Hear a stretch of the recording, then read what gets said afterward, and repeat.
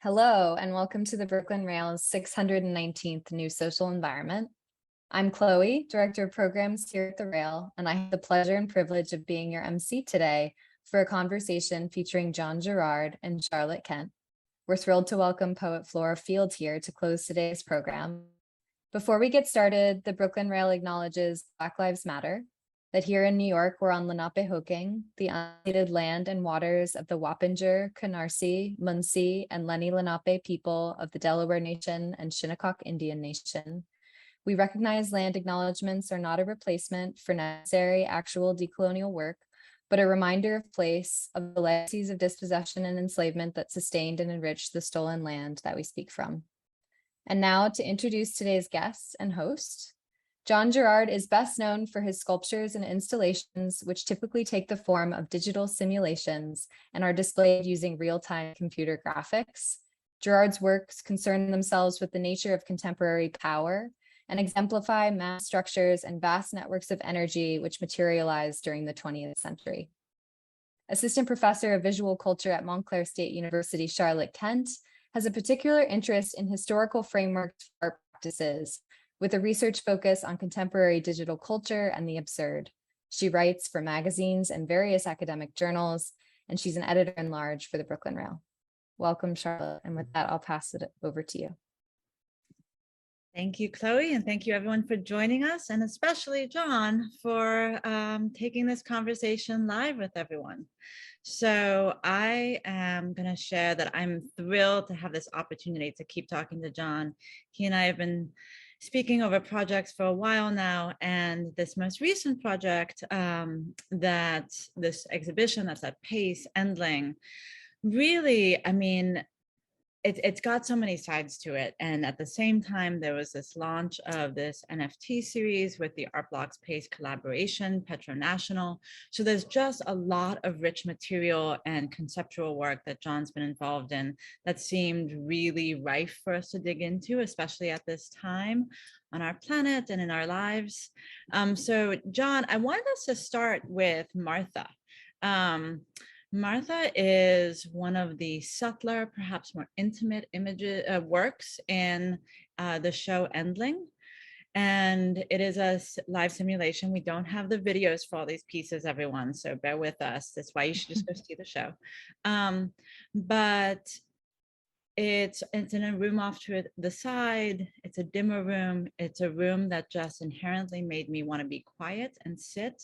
Can you tell us a little bit about Martha and this concept of Endling? Sure.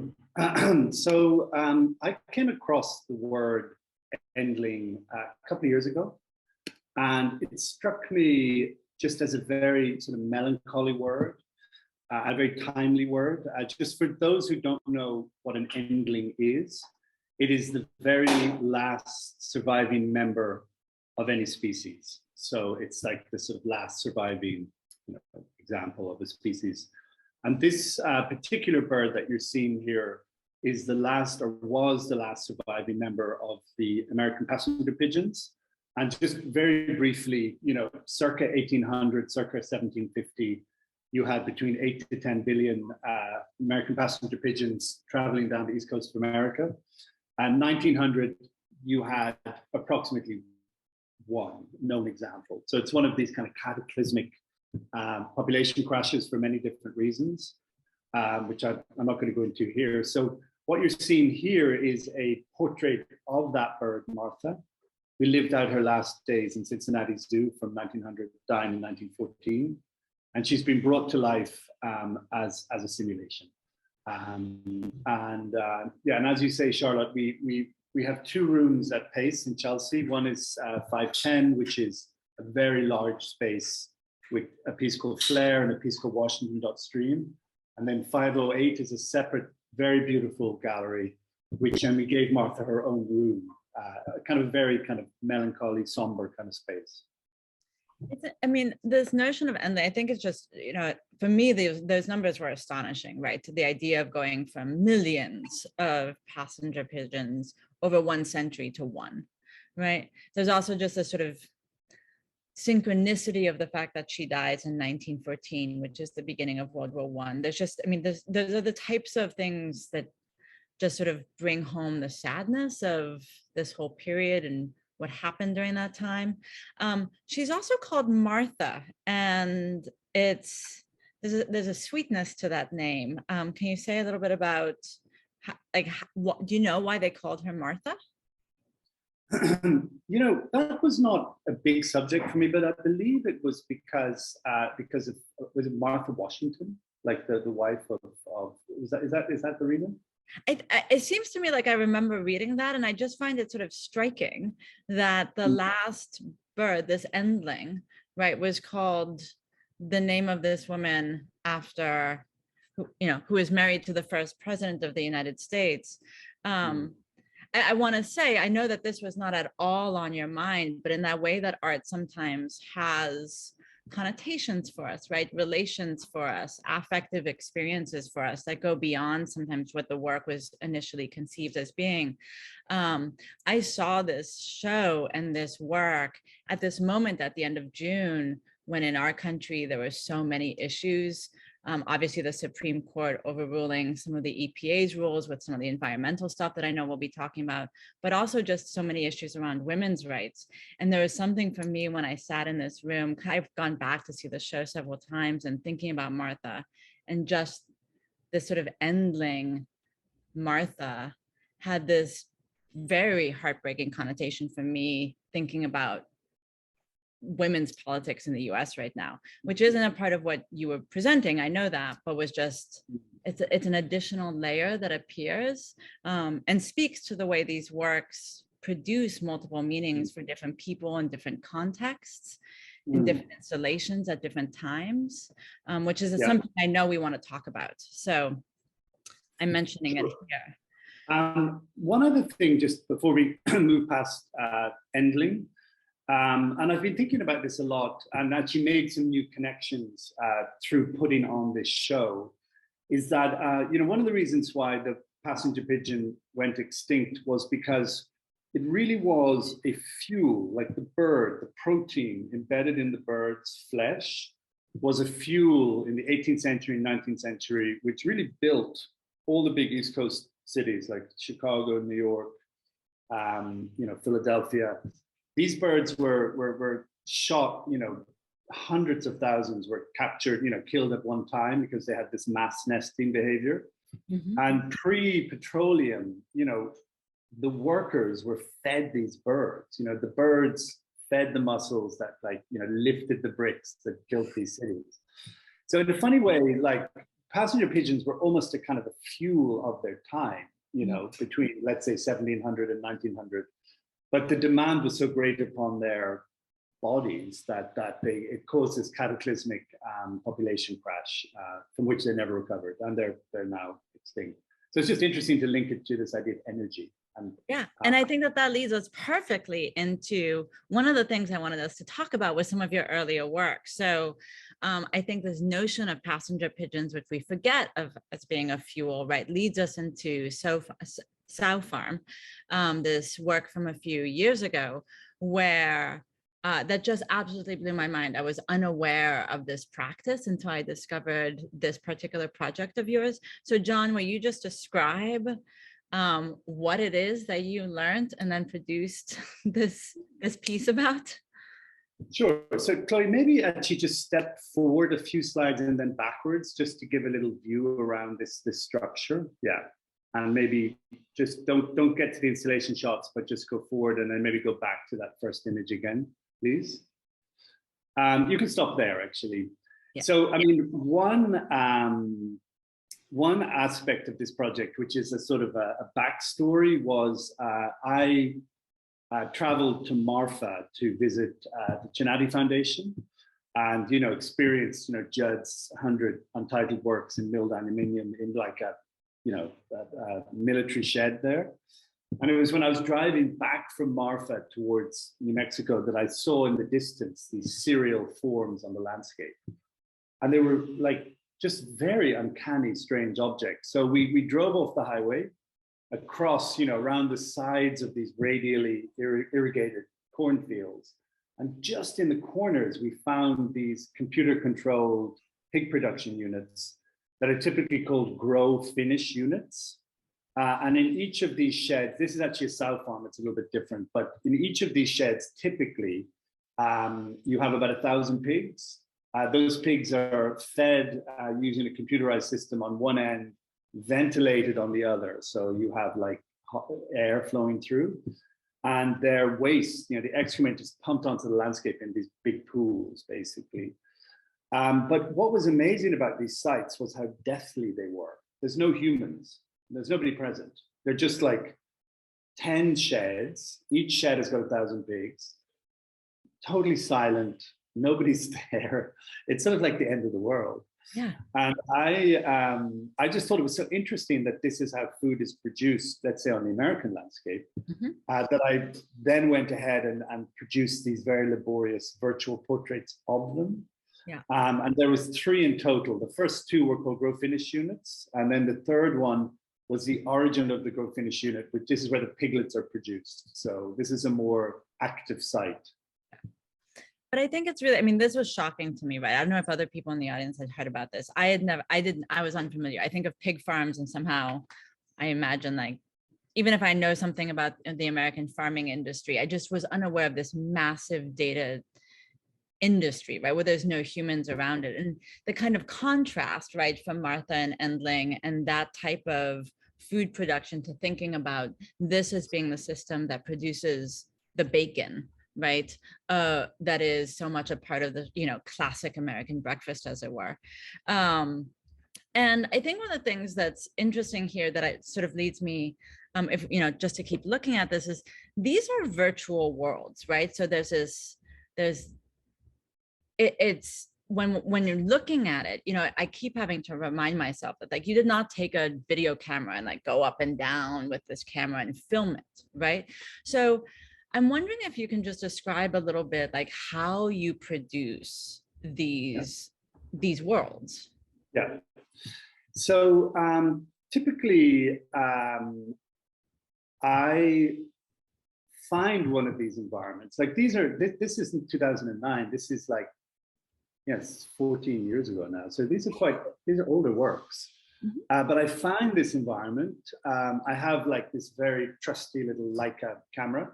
And I function like a scanner on the landscape because I have to run all the way along, taking 2, 3, 4, 500, 1,000 pictures, 1,500 pictures of everything. As I run along, I'm stopping, taking pictures. So I'm sort of scanning this site the whole way around.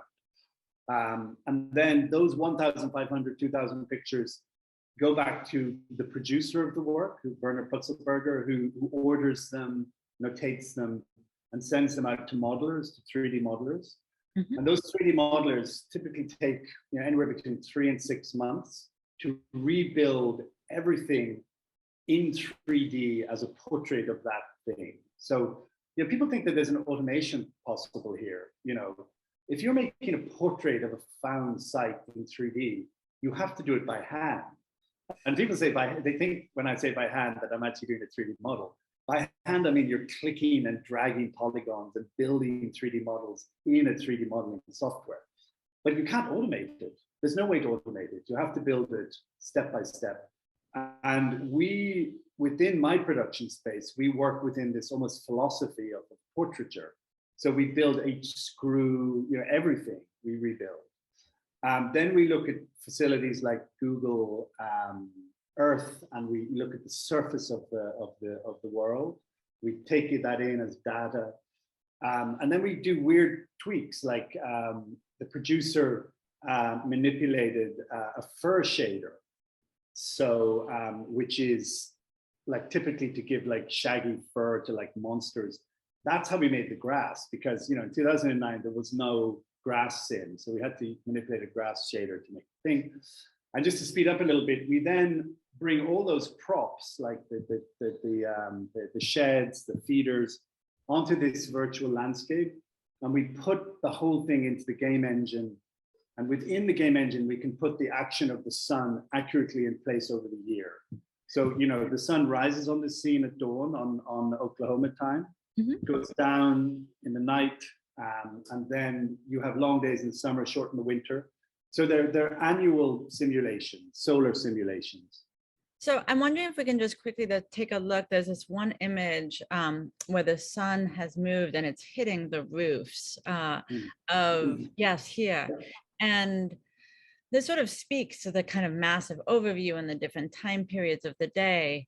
You know, most of your works are these geolocated, you know, annual simulations. Can I ask why? Why do you do that? That's a good question. So, you know, when I first started working in game engines, in, let's say, the very earliest experiments were in 2002, which is 20 years ago now. What struck me immediately about the game engine, and just to be clear, the game engine is a virtual space in which there's a virtual camera, and the virtual camera records the scene and sends it out to the screen 20, 30, 40, 50, 60 times a second. But what struck me about the game engine immediately was time was a sculptural component within it. You know, if you had grown up watching TV or, you know, even making movies,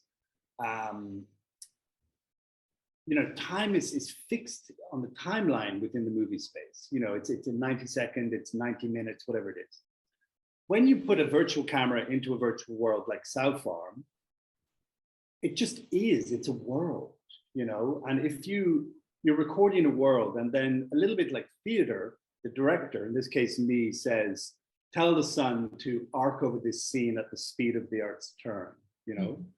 So, and I just wanted to link these scenes that are so unreal to the reality of the solar cycle, which is, you know, the fundamental driver of change in these sort of scenes, you know? And emotionally, what's interesting is that when people see the sun going down, they understand that this is a world.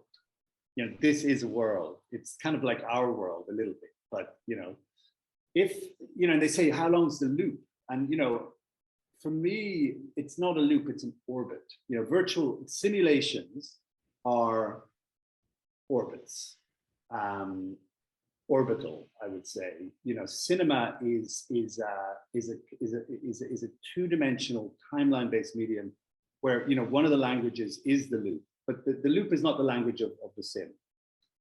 And I think it's interesting because you had said the fact that it was like portraiture to you, that you're rebuilding all these different pieces. And if for some people, portraiture immediately defaults into thinking about paintings, of course, portraiture has a sculptural background, and you started off as a sculptor. And so some of what you're describing here in terms of this sort of building and seeing things in this orbit, right, this sort of 360-degree expanse speaks to that sculptural background. But you left, you know, the sculpture that you were trained to do at the Ruskin School of Art. Why? What started to appeal to you about the potential of computers as either an extension of that practice or as an alternative to it? So, okay, I'm going to get to that, but just in terms of painting, you know, that light that you're seeing hitting the roof in this South Farm here, that's called a material quality in 3D, and that is designed. You know, like that doesn't just look like that. You know, that is like very, very carefully produced. That level of reflection, the way it drops off, the hot spot, and you know, if painting in a way has to do with light hitting a technology which is paint, you know, and producing an image in the eye. You know, I don't make such a huge distinction between this kind of world making and other forms of world making. You know, the virtual is quite painterly if you approach it from a less narrative driven place. But so that's just one brief thing about painting. But really, two things happened to me as an undergraduate in, as you mentioned, the Ruskin School, which is this beautiful art school of just 20 artists per year, which is embedded in Oxford University. And I pitched up there in 1994 as a young Irish kid, you know, a little bit starry-eyed into like this big grand university of Oxford University. But it was a wonderful, wonderful art school. And two things happened in 1994. First of all, house music and dance music was happening at that point in the UK, like very intensely. And, you know, I linked that to computing. You know, for me, like electronic, you know, that kind of, the type of beat that was occurring and the effect of that beat on the body in these clubs like the Hacienda in Manchester and these now iconic, you know, clubs. I was like, you know, if computing is doing this to music, like what's it going to do to art? You know, and it was a little visible at that time, like the potential for computing within art, but it was kind of in a way emergent. So that was one thing. Dance music kind of led me to think about computing as an art medium. But the other thing is, like, through these early browsers, through like Oxford University computer labs, because, you know, my art school that I left previously in Ireland, they didn't have any computers. Like they just, you know, they just didn't even have access to computers in 1994 as a young artist. But in university setting, you had these big computer science labs. You just go in, sit down, you have your university card, and I could spend as long as I wanted browsing this new space of the internet in 1994. And I came across 3D scanning, and you know, I went into sculpture in the Ruskin at a point that sculpture was kind of breaking apart. You know, video was kind of pushing it this way, performance was pushing it that way, you know, text was pushing it somewhere else. You know, Naumann, all these kind of influences were kind of breaking sculpture into parts. Like painting was fairly formal, while sculpture was where all the kind of lost kids went and got, you know, even more lost. But so, you know, when I, in the sculpture department, where I sat down in front of this browser and came across 3D scanning, you know, for me, I was like, okay, so this is an image, it's also an object. So I called it an image object. It's a photographic record, but you can turn it. You can look around it in virtual space. And so, you know, I spent the next, you know, from 1995 until, you know, when I made a first, let's say, developed work in the game engine in 2005, like I chased the idea of the image object for 10 years through BFA, MFA, MSc Computer Science, and then 3 years in the Ars Electronica Center in Leeds. So it was really like a marathon pursuit of this language. But I think, you know, that pursuit is one of the reasons why the installation of these works winds up being really important. And I know we're gonna, you know, need to talk about that because, you know, here we see, I think we'll come back to this in a moment, but we see how it's contained, right? For this project, that makes so much sense to really tighten the frame on this. But, you know, before we keep talking about sort of the installation side of things, this project, you know, in 2009, it's granted there were audiences that were thinking already very much about automation and the way automation was, you know, taking over certain parts of people's lives and the way automation was able to capture so much data about people, but it was still a sort of, it wasn't quite yet a mainstream topic the way it has become.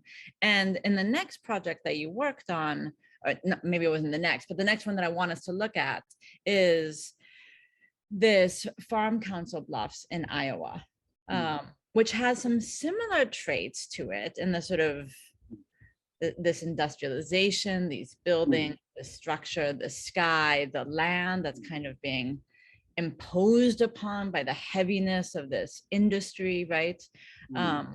There's some sort of affective similarities, but it's sort of the middle of the United States, it's that sort of Midwestern territory, but it's a very different, it speaks to the industrialization of data as opposed to, you know, pigs or, you know, this kind of, I want to say, you know, species life. How did you get here? Like, what brought this project up? So, so the first Go Finish units were, as you said, 08, 09. And then many years later, like 6 years later, 7 years later, again, like through the browser, through the internet, I came across these pictures of these data farms from Google in the Midwest of America.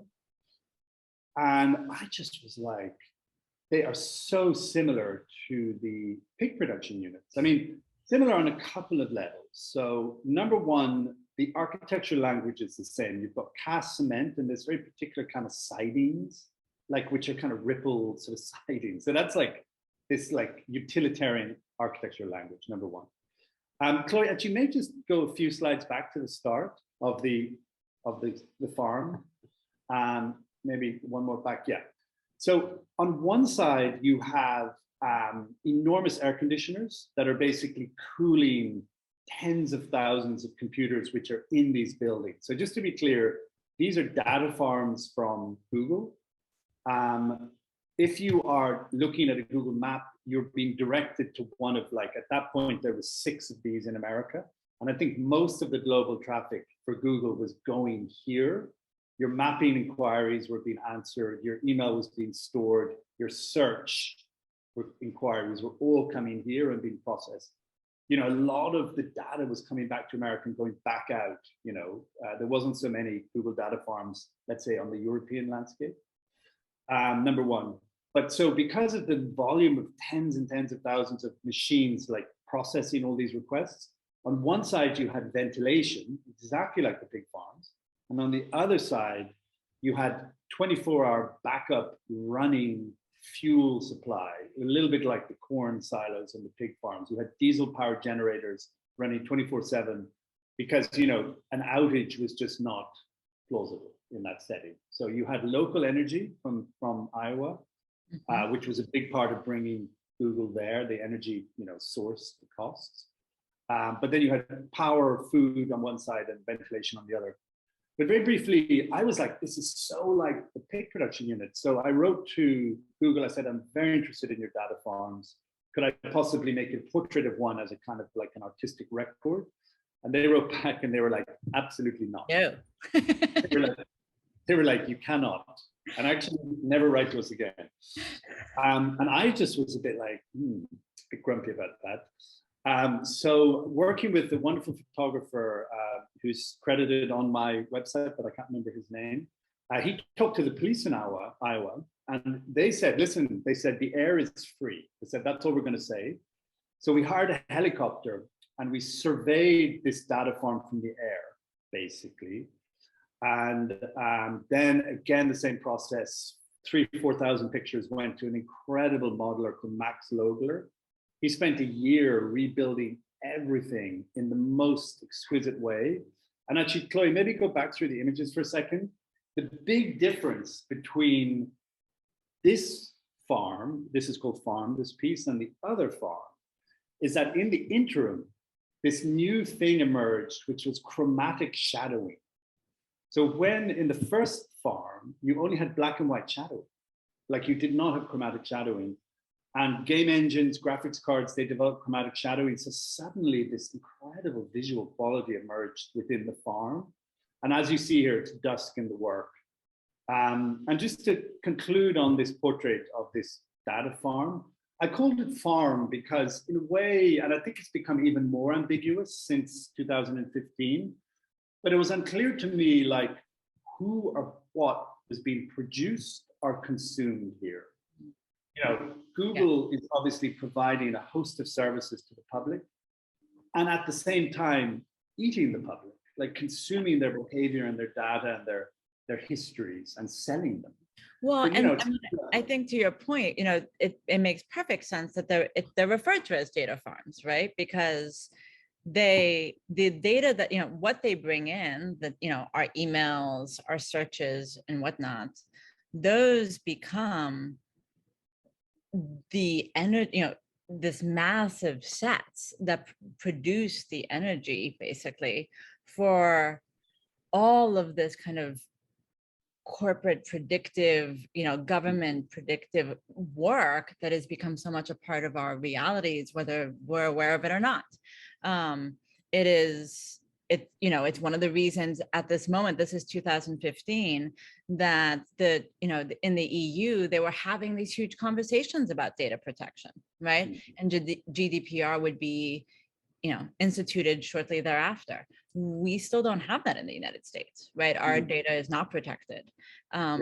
And so it really speaks to the fact that the data that's happening in here may not be fueling persons the way that, the pigs were, or, the passenger pigeons were, but they are fueling in the United States a different kind of persons, which is these, corporate entities and what it is that they can produce and sell.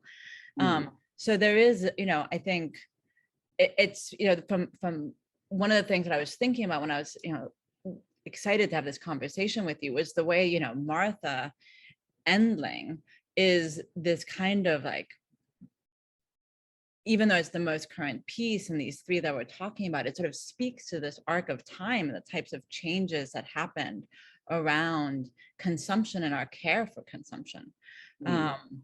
Just in the interest, because I want us to get to, to some of the recent projects, this chromatic shadowing that you're talking about, these kinds of developments help produce the sort of this eeriness around the works, because they're very still, but they glow, right? And not just because it's this particular moment, but there's this intensity to them. And now, this piece was then shown at Manifesta, I believe. Is that right? Sure. Yeah. Yes. Yeah. And Just to say that's night in the work. So the lights come on. Just the previous slide is night that's what they look like at night. They're very lit up at night. So. And it's important to remember that you get to, when you see these works, because there are videos, you're moving around them. You get to see them. Yeah. But it's really, I think the way you present these works becomes really important to the type of experience that people have of them, and the sort of, and that's incredibly clear in Endling, because there's three pieces in these two spaces. So, the pieces really get to take up all this space. But here you see how, this entryway, I don't know, for me, it really it brings you into the sort of terror of what these data centers can also do. And so I just wanted to ask a little bit, when you're installing these works, to what degree are you navigating, negotiating size and scale and? Oh yeah. So, okay, so first of all, this is Manifesta in Palermo in Sicily. And this is a medieval palace, basically, in the city of Palermo. And this would have been very grand, stables, on the ground floor of this palace. This is the ground floor of the palace. So we built a formal entryway, which is both light control, but also kind of sculpture, it's a sculptural language. And then you step in and you have a rear projection onto film, which is frameless. And maybe just go to the next slide. Oh, okay. So I thought there was one at an angle. So a couple of things here. So first of all, in every single installation in the world that I'm involved in, I'm very, very aware that I'm putting a world, in this case, a virtual world, into the world, into, let's say, the real world. And I'm just very, very interested in how those two spaces touch each other. Here you have a medieval kind of, stable of a sort. And so what you're seeing here is a very, very tightly designed box by my longtime exhibition designer, who's called Jacob Ilera of Insect Design. And it's actually fabricated so that it's thick at one side and it comes to a very fine point at the front. And you stretch that rear projection fabric or foil, it's like a kind of film over that box. And the projector can get right to the edge of that fine point. So you have no frame on these things. Because I always felt that a frame says, this is the art and this is the world. And I wanted the world and the virtual to rub against each other, to touch each other, number one. Number two, this is not a film, it's historically, media, moving image, there's these kind of rooms in museums, like in the basement with a black carpet, and you have like a screen. And I'm like, I'm not going there. I'm not doing that. And I'm just, they don't ask me so much anymore. But historically, people are like, you're making moving image, so we're going to put you in the basement with a black carpet, and like, you're just going to show on an existing screen of XYZ format. And I'm like, no, this has a certain format, this work. It's scaled to the setting. And this is sculpture. I mean, it's a three-dimensional world in a three-dimensional world. And I'm going to be very, very, very strict about the formality of the install. I'm going to get grumpy now. It's just like all the historic fights that I've had to have about this thing. But anyway, so yeah, like that, what you're seeing there is very important to me, how the work is present in the world. I think this is really important though, because I think it's one of the, it's one of the things I find myself talking a lot about with people, in the sense that, we see so much of this work on, often just on these screens, right? Like these tiny little screens. And especially if it's work that's associated with screen viewing, it's very, very easy to forget that seeing it on a screen, on this, tiny little black box screen, doesn't mean you've seen the work, right? That it's so important that the artist does frequently, I'm not going to say all artists, but many of the artists that I have the privilege of speaking with, like yourself, care very much. It's, that is not experiencing a painting when you see it on that little black box, mobile device screen. It's also not seeing something that you will maybe eventually see on a screen, because screens themselves are different. You were talking about the way you have projected it from the back, right? Like you can have different types of viewing experiences. The scale, as we all know from, 10 years ago, when there were all those articles about mega works, right? And like the rise of the mega work, these things matter. When you have a small work, it has a very different relationship than a huge work. And whether it's indoors or outdoors, or their frame or not. And these are things that even in the context of, how artists are using technology, even if they're working coming from, having adopted and used computers as a part of the process, doesn't mean they're confined to the computer screen that we're all looking at right now. And I think that's just a really important conversation to keep having as we look at all these types of works. Yeah. I think that brings us nicely into Western Flag. One of the things is, this is a really important work because of the way in which you've been iterating it over the, some recent years. And this is a piece, well, okay, maybe I should have you speak to it at first. I mean, this is such an important work, and one for which you are so well known. So Western Flag, this is a still from the simulation. In the actual work, the smoke is developing and changing over time. So this actually was originally a commission from a TV station in the UK, Channel 4, and it was commissioned as a TV intervention actually in 2017 into Channel 4. And it began with a historic image. And actually, maybe, Chloe, jump forward one and just show the historic image. Yeah. It began with this image, which is an image of the very first big oil strike in world history, which happened in 1901 in Spindletop, Texas. And what happened here was a speculator called Lucas adjusted a water drill, drilled way deeper than ever before, and this rumbling earthquake type sound and this extraordinary jet of petroleum like shot into the sky. I think it's like 50 meters tall. Took them 10 days to cap it, during which time about 900,000 barrels of oil flowed into the Gulf of Mexico. And if you just do one forward, 1901, that's 1902, 1903, that's 2 years later. So in terms of energetic histories, which are not very well known, this is considered the birth of big oil on the one hand, but in my read of it, it's also the birth of modernity, like in a really fundamental sense. So maybe Chloe, go two slides back, please, back to the flare, to the flag. So this is Spindletop as it is now. It's empty, all the oil's gone. It was gone, really mostly gone by the 60s, ran 50, 60 years. But what's not so well known is that the oil that was drilled from Spindletop in 1901, burnt in early motor cars, early tractors, early tanks, a large proportion of that CO2 is still in the atmosphere from that time, from 1901. It's called the carbon legacy, or the carbon dioxide legacy. And I wanted to make a flag which was a flag toward that legacy, you know, because in a way, that big strike was an American strike. The first 50 years of the 20th century were a very American time. You know, the big Petro century kicked off.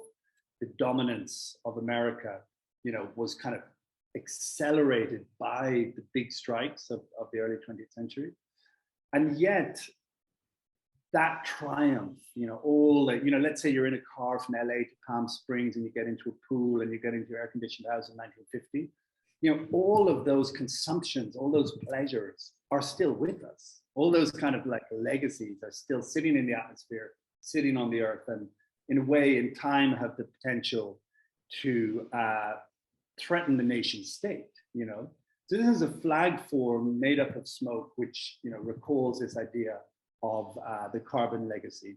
Well, and if I may, I think, you know, if we can just jump to the one from 1902 briefly, I think it's really important to think about, like, look at this massive amount of activity, right? From 1901 to like all of a sudden, look at this industry, so much, you know, work being done, this production. And I think it's important just thinking in terms of, you know, the Google work that you had done, right? There's so much excitement often about like more and growth and building, you know, more and growing the economy. And I think it's interesting then when you go, and let's just go to the next image, the Somerset House installation, to then see this work in this desert space and be reminded of the way in which, you know, these economies grow out of ecologies, right? And as limits to growth, among others, you know, pointed out 50 years ago, you can't separate economy from ecology. You can't separate out these conversations. They are deeply tied to one another. And the notion of limits to growth was really to try and present this idea that this ongoing desire to build and to develop really has a complicated, if not impossible, balancing ask that it's making, right? And there's economists that have since argued against this notion of like endless growth of GNP is not necessarily always what's best for the people or for the country. Here we see the installation at Somerset House. I'm always, what a remarkable place to put this, right? For so many reasons. It's an old customs house. Right. And just to be clear, to elaborate, this is an LED wall, like a light emitting diode wall installed in that setting, which means that it's, you know, diodes are throwing the image into the world. You know, it's not a projection, it's a light emitting diode wall. Right. And just because I want us to be able to get to the most recent version, if we can go to the next couple images, you can see it during the day, right? It almost seems to blend into that, you know, daytime London sky. Here you see it at Desert X, where I think it really speaks to this other aspect, you know, like it really highlights in some sense the environmental issues, right? Just moving it from Somerset House to here really does bring out different ideas. I mean, you know, Desert X, Neville Wakefield said, you know, let's bring the flag west, you know, Western flag, let's bring it west. And, you know, this is such a sort of this is such a rich terrain to put this work, you know, it's like in the desert of like countless movies and, you know, just it's a sort of very rich terrain to place it.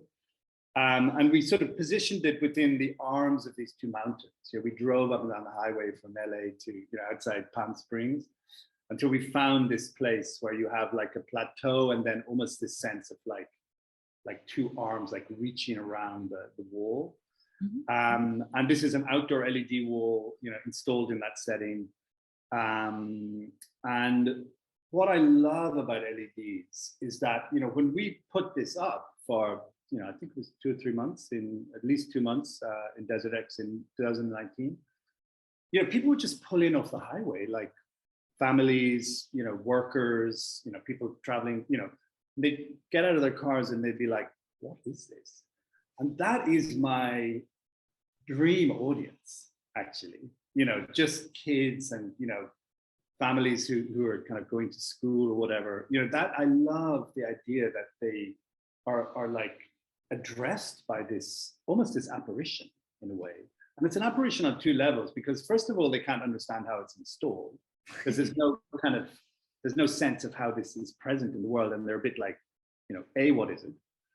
And B, then they can't parse the flag, because it looks real, but it's not really behaving like smoke, So it's just very rich, to move outside of, let's say, cultural settings into landscapes and cityscapes. Well, and I think that that's one of the things that happens with Flair too. I mean, you have this interest in public art, right?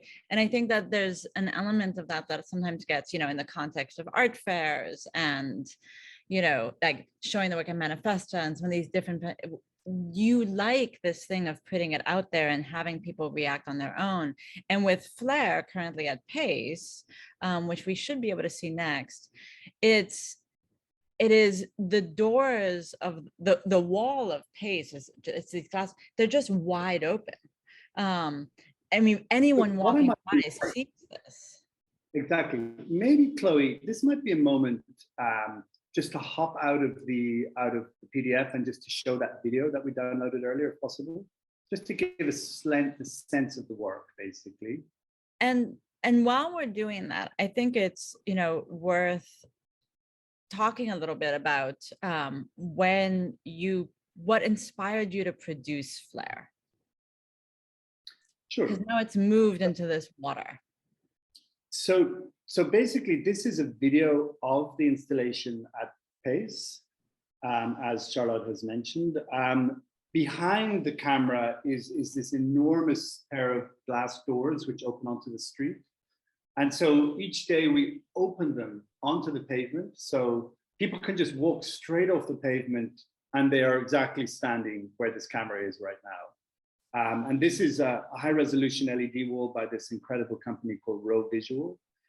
And it's just, I must say, I'm so thrilled with this installation because, we just had quite a long time to work on it, and it's very formally resolved, I would say.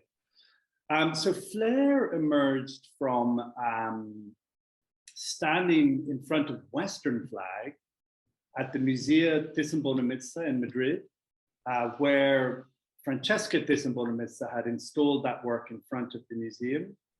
And I met this incredible activist and artist from Tonga called Uli Lucy there in front of Western flag in Madrid during the 25th United Nations Climate Change Conference, which is late 2019. And Uli said, John, history is interesting, carbon legacy is interesting. He said, but I want to announce, and he did this like publicly. He said, I want to declare that the ocean is on fire. And I said, what do you mean by that?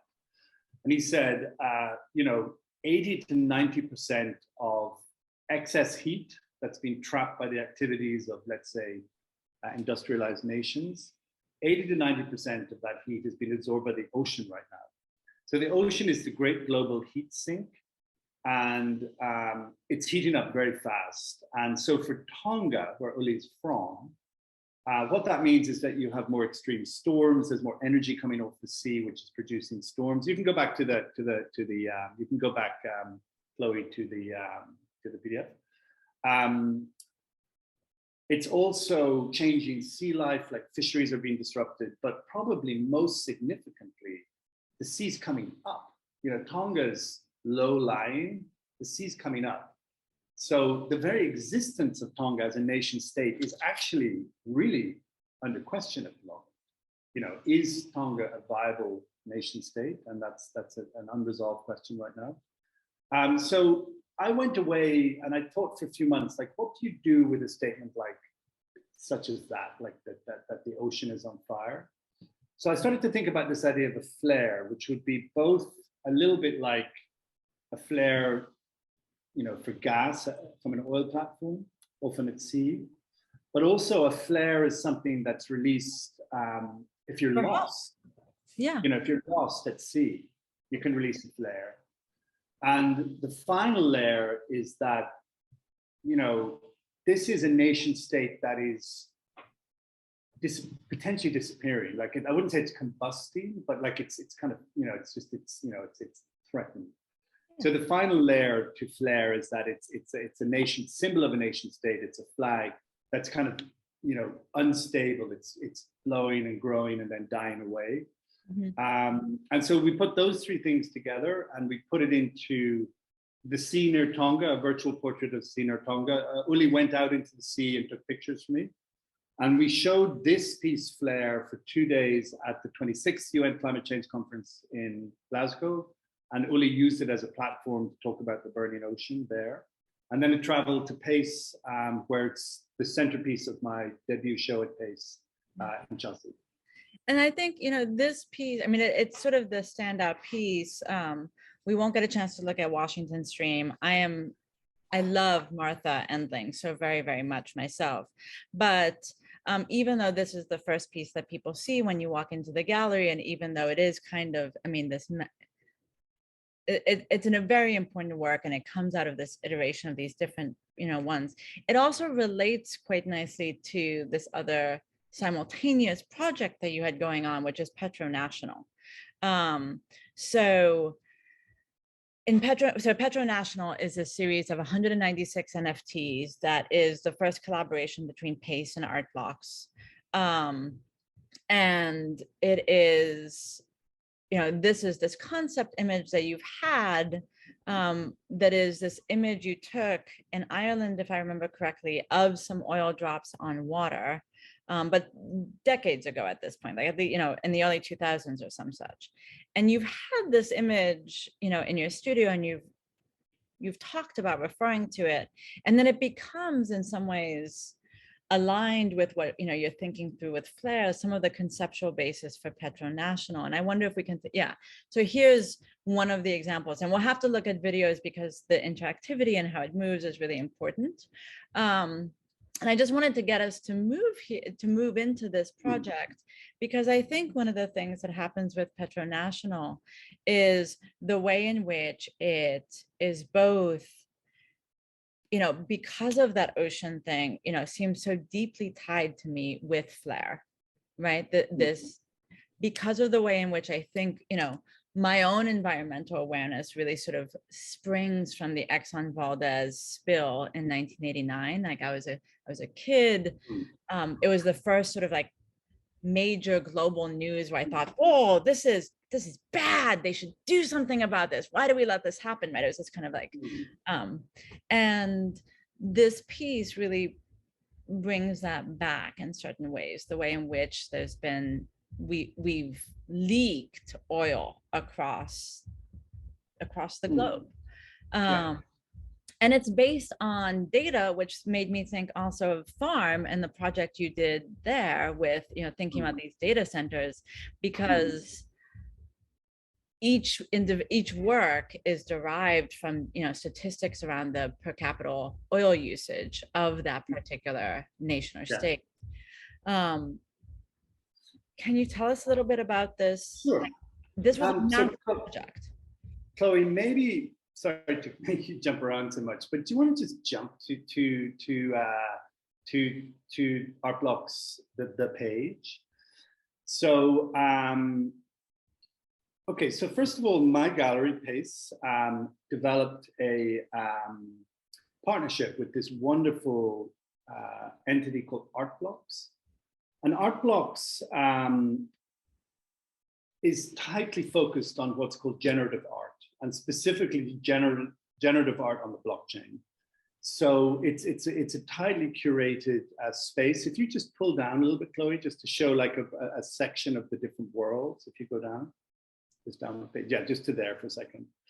So, and as part of the partnership with Art Blocks, I was invited to make a project, which I was drawn to for a number of reasons. I mean, first of all, as a digital artist, NFTs, which are they're controversial, there are problematics with NFTs. And at the same time, for digital artists, particularly for my generation of digital artists and younger artists, NFTs have provided a radical and absolutely new exhibition platform for digital art, number one, and a completely new and completely radical distribution system for digital art, where, in 2005, when I sold my first digital work, a gallery flew to Miami with a computer in a box, in a frame, put it on the wall in Miami. Collectors flew to Miami. They walked into the room. They bought the box. The box was then shipped to, wherever. And, people collected digital files, my software, embedded in objects. That was the only way it could work. Like, nobody was going to collect software. The only people who collected software were museums, like the Tate, for instance, who own South Farm. They collected a piece of software because they sort of were just much more developed, much more sophisticated in terms of what that actually meant. So Art Blocks, what they did was very rapidly, about a year ago, it's only about a year old, they provided a very tightly curated platform to artists who let's say, who work with code. And they just produced this extraordinary platform for both exhibiting and distributing digital works using NFTs.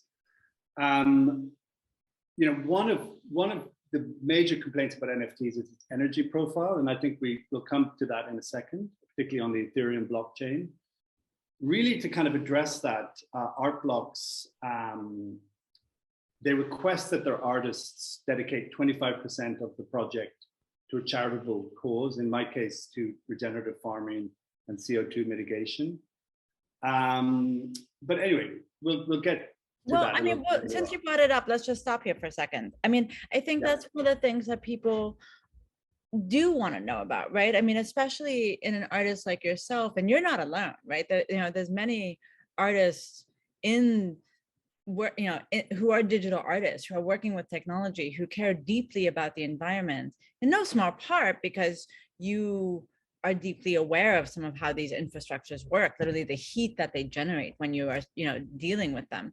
And yet there seems to be what feels like this conflict. Here's this artist who has made so many projects about, raising, ecological awareness, the damage that some of these, nations and corporations are producing, and then using something that seems to be itself so destructive, right? Apparently, with proof of work, with Ethereum, having this, massive energy demand and therefore producing so much carbon. And so I think it is important. Let's just address that briefly. Like, what is your relationship to what seems like a conflict there? Well, first of all, my work historically has always been interested in subjects of energy and power, and where those two subjects intersect. It has ecological kind of like impact in a way, implications. But my core subject is really about energy intersecting with power. And power is such a complicated term, in terms of, it talks about energy, it talks about violence, it talks about lots of different things. About a year ago, there was a certain moment in time where NFTs were, let's say, analyzed as art forms. And I felt at that, I listened and I read very carefully around the energy criticism of art NFTs. What was missing for me at that time was, NFTs really is one of the very first opportunities for digital artists, let's say, to thrive. And what was missing for me was, if I work as a painter, if I ship work to, let's say, an art fair, if I sell it in dollars, do I have responsibility for the power structures that support the dollar? The American military is the first single greatest polluter on earth of any entity. It is standalone the single greatest polluter. And I just felt that, like, artists, they need to work, they need to survive, they need to navigate through this compromised world on all fronts, And I just felt that there needed to be more balance between criticisms of artists working in the analog distribution system, which is largely missing, and this avalanche of attack on artists, digital artists who started to express themselves within NFT platforms. I just felt it was a little bit unbalanced, but nonetheless, I acknowledge that the Ethereum chain has energy compromises which are going to be addressed in the future, we understand. But the 25% of this project dedicated to it's about $70,000 will, I believe, be an overwhelming power for good spinning out of this project, and that's really was my decision to progress with art blocks on that basis. I mean, I think one of the things that is really interesting to me, and I'll share with the audience. So I met John, for what it's worth, through the NFT he did originally of Western Flag that came out last year. I saw the piece and I wrote about it, and I was one of the people who critiqued it, saying like, I'm very confused how this amazing artist whose work I adore, who's spoken to this thing, is now producing this thing on the Ethereum chain. Like, why would he do that? And then we wound up on a panel together for the Gallery Climate Coalition, which, if you're unfamiliar with, I highly recommend to everyone in terms of some of the resources they provide about art and environmental action and so forth. And it sparked this dialogue. And I think one of the things that I just want to share with everyone that I think is so important to recognize is what an active conversation this is in the digital art space, and how interesting it is that a critique, right, like the one that I had presented, online and print, was actually the basis for developing this ongoing conversation that John and I have. And that it is, in that sense, really something that is an active part of many of the digital artists that I know, thought and effort. And John and I have even spoken about like how some of the things I pointed out led him to think through other parts of projects he's working on. And that there's an interesting way in which there's a commitment, from my perspective at least, among many of the artists that I'm working with and that I'm talking to who are in this space, to balance out, right? Like if they are using these, these technologies and these, and especially if they're using blockchain, but even other technologies that have these really the high demands on them for energy and have this environmental impact, to produce some kind, whether it's carbon sequestration, to commit to carbon sequestration, whether it's to try and balance it out in other ways. And I think what's interesting is that because it's such a big conversation in art and technology, many of the artists I know are actively doing that in a way that, despite the fact that that has been a huge conversation in the art world overall, is not something that seems to be a huge part of many other artists' active participation, even though they know about some of these things when they're showing at art fairs and so forth. So, I mean, just to sort of reiterate John's point, I think it's this complicated ongoing dialogue that needs to happen. And when we, from my perspective, like when we critique, hopefully it's in order to produce new and better dialogue, right? To produce new and better understandings, to encourage new solutions, better designs, to push, in fact, some of these companies, right? And some of the people who have the power to make change, to make the changes that we want, so that we can have a more sustainable art world, so we can have a more sustainable global world. And I guess I just want to, because of the interest in time, we have to sort of wrap this up. I want to say, I know you're looking at producing some other projects forthcoming that are looking at other using other types of chains, and that are using other types of, some of the more sustainable options that are out there. But I think one of the things to recognize is the point you were making with Petro National, that we're looking at mass use of energy. We still are, right? The use of oil per capita and in fact, per capita isn't always even the best indicator, because population size makes a difference, right? To really, one of the things art sometimes does is just bring home some of this information, like it did with me for Sow Farm, right? That side of the farming industry. And I think with Petro National, you've been able to sort of build out that conversation a little bit with some of the new audience that you've been able to reach through art blocks. Well, I mean, I think the number that I can't get away from is that we're burning 100 million barrels of oil a day globally. And people just don't talk about that. I'm just amazed by that. 100 million barrels every day are being burned. So, you know, that's just to kind of get the ships moving, the cars moving, you know, the food moving, the agriculture moving, the armies moving. That's the real elephant in the room, you know, really. Yeah. Oh, well, I was going to say, this is actually, I think that elephant in the room, I was going to use that as a way to let our audience ask you some questions, because I think this is the conversation that people want to have with you, right? I think people want to ask you about, you know, how it is that you've done this research and these projects and this thinking. And so I want to be able to hand it over to them because I've been seeing all these questions pile up. And so, John, before you launch into the next thing, because I know how you can, I want to hand it over to Chloe to be able to manage the mic and share some of the questions that the audience has. Done. Thank you so much, Charlotte, and thank you so much, John, for this incredibly insightful discussion around the work. It's been such a pleasure. We do have several audience questions, and we're going to start with a question from our friend GE. GE, I'm going to unmute you now. There you are. Thank you, Chloe. Thank you, Charlotte. Thank you, John. And the very way that you're creating worlds that pull in audiences beyond the art world itself, you know, with the scale and with their beauty and the sheer beauty and all these kinds of things, it seems as though you've kind of reset the entire job of being an artist, to kind of plant not so much as like answers, but this kind of wild, vertiginous anxiety sense, more uncanniness, more strangeness. Is there anything to this in your practice? You know, I couldn't have said it better myself, to be honest with you.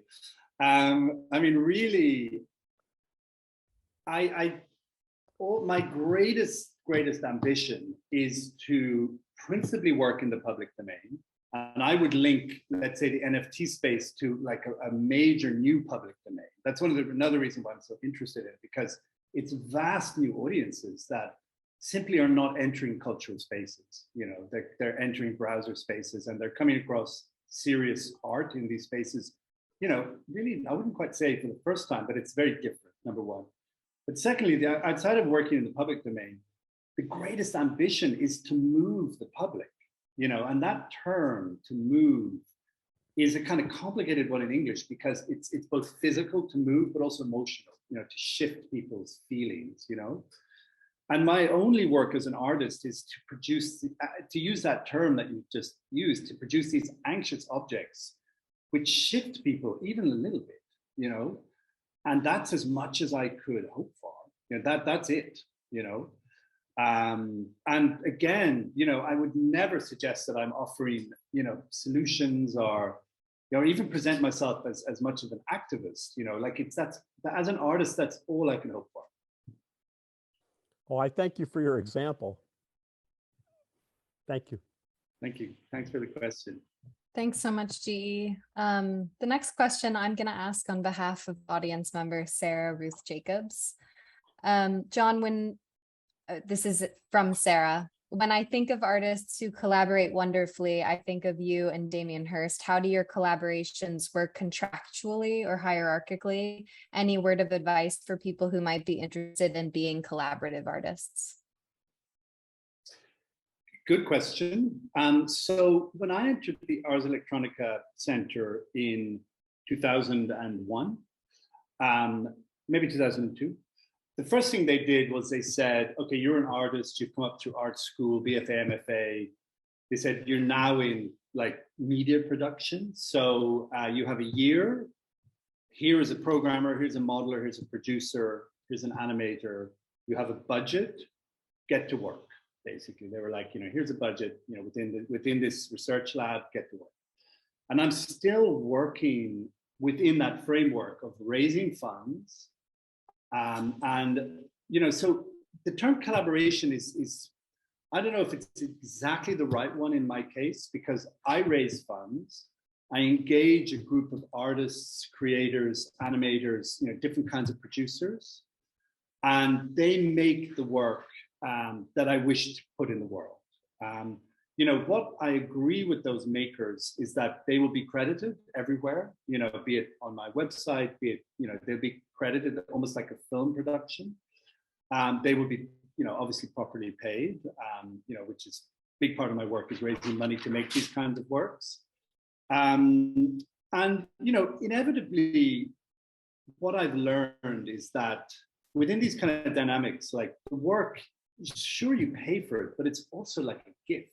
Like the people who are producing these, the animator, for instance, or let's say the modeler who produced the 3D model of the factory, of the digital farm, like the Google farm, like his level of engagement at a certain point is a kind of a gift to the project, Like you can get so far within, let's say, contracts and arrangements, financial and legal, but at a certain point, it is about a relationship, and I think that needs to be acknowledged. That those who are producing these resources are also, there's a kind of a gift aspect to it.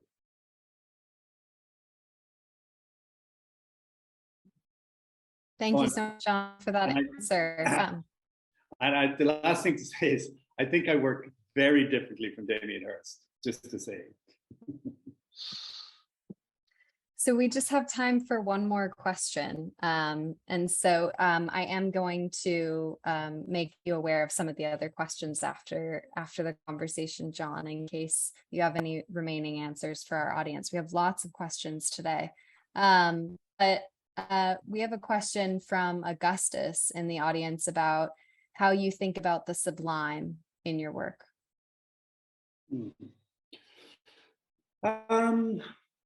I in a way, I think of it as a, it's a sort of, I would talk about both the sublime and in a way beauty, within the same sort of like framework.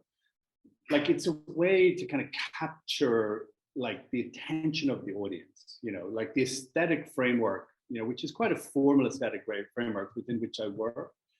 Getting back to the idea of the anxious object, the first relationship is that it's, these are very formally worked out, like, and I suppose kind of aesthetic scenes, number one.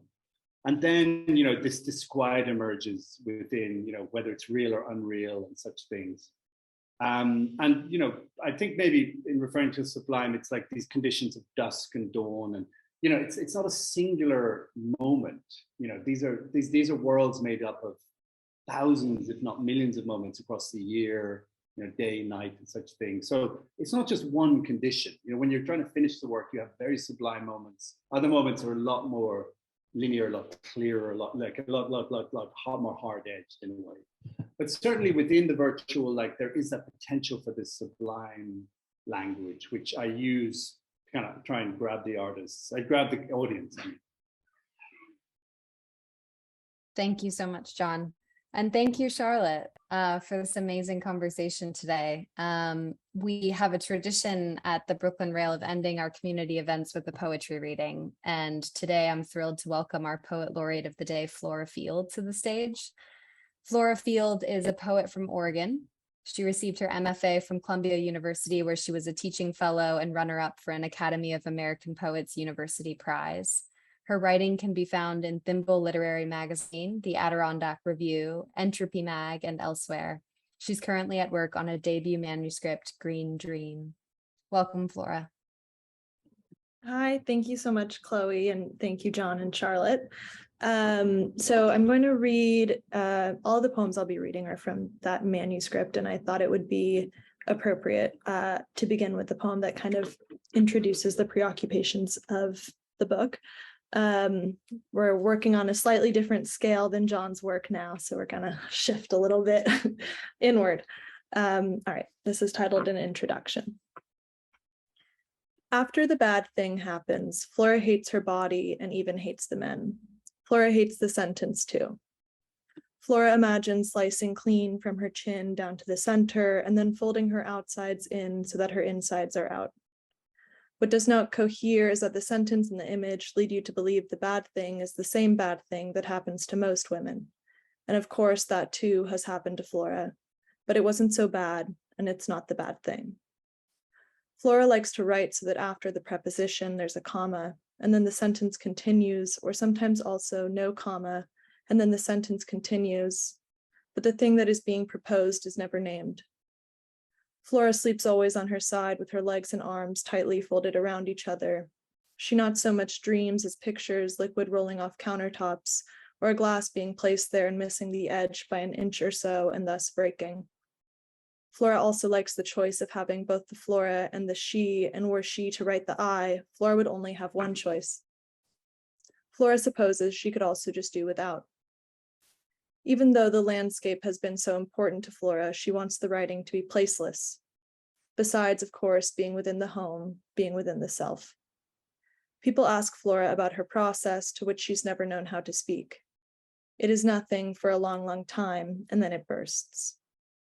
Flora used to write it, and actually believe wholeheartedly in the writing of it. She's not sure anymore. Perhaps she has nothing left to say. Perhaps she realizes she's not good at saying it, or perhaps it just sounds best to not say. Flora really only thinks about herself when she is thinking of other people, particularly their selves that are so far in, their body dissolves from her understanding of them. It is at that point, the point at which it becomes difficult to access someone's insides, that she tries to take something she knows intimately, her own self, and place it there so as to maybe look out from a little further in. Ever since she left, Flora exists quite unexistentially, by which she does not mean she's developed a tendency for essentialism, rather she just no longer thinks much.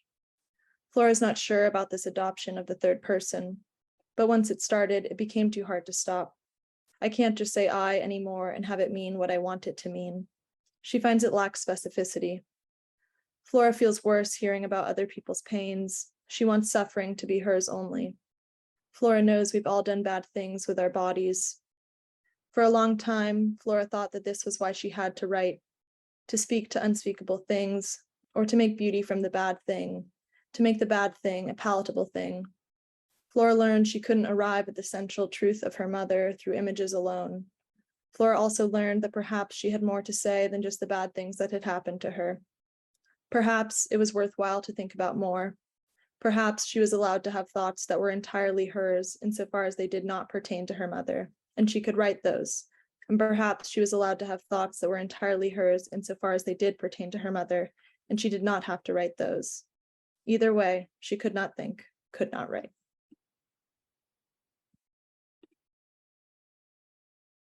Okay, and then I'll read one more, just slightly shorter one, which is the title poem of the book, and this is titled Green Dream.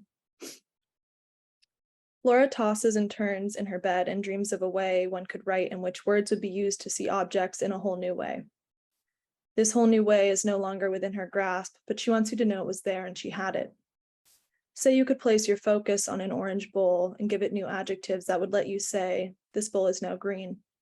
As if you had held it up to the window and let the light pour through it. And as that outside came in, the inside was no more. I was just left with green, speculative and dazzling as ever. Filled me up until there was nowhere but spilling into the river. But it was so much more than this, and Flora has lost all that it was, is just left with her old task of treating the self as glass, turning it this way and that in her hand, placing her pernicious focus on all its transparent edges. Thank you so much. Thank you so much, Flora. That was incredible. Thank you. We're so grateful to have gotten to hear you read today. That was really, really wonderful. Thank you, Flora. Thank you, John and Charlotte. Thank you, Pace Gallery, for helping with imagery in advance of today.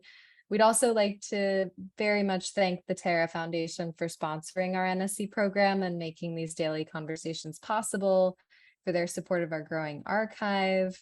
For 22 years, the Rail has brought together art, music, dance, film, theater, literature, and thoughtful social and political meditations in our monthly publication and in our public events like this one. Please check the chat for a link to donate to support our writers, editors, and operations here at the Rail.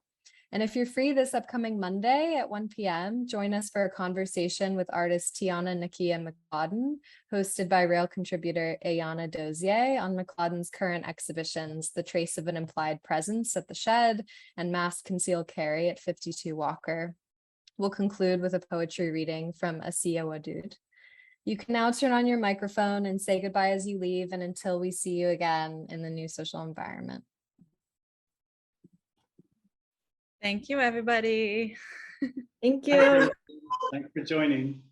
Thank you. Thank you so much. Thank you. Charlotte. Thank you. Thank you. Wait for the Thank week you. Thanksgiving. Thank Can't you. wait for the Thanksgiving. Thank you, John. everyone. Everybody. Thank you, like always. Have a good Thank you, weekend. Charlotte. Good safe weekend.